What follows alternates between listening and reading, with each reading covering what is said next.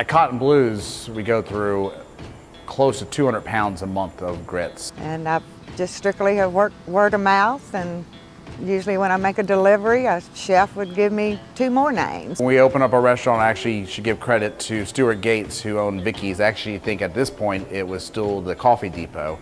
And he had found Georgianne up in Oxford, Mississippi, and she did these great corn ground grits. Well, I'm up to 140 restaurants. Hers is one ingredient, ground corn.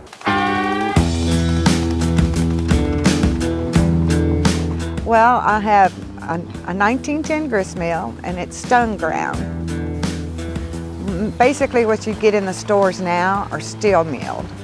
Our grits are such high quality, such a good coarse ground corn. The oldest they are maybe 3 days, and so the starch is higher.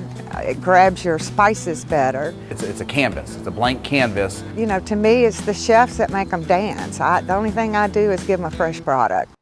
So our lobster grits, our base, the cream base that we use is our citrus Alfredo. My job is to serve the chefs. We add so much orange, lemon, and lime to it. The citrus cuts through a lot of that fat. So you get the creaminess of the white sauce, but you still get this lighter taste, which is just a perfect profile for lobster. It makes me feel like I have a 44 chest.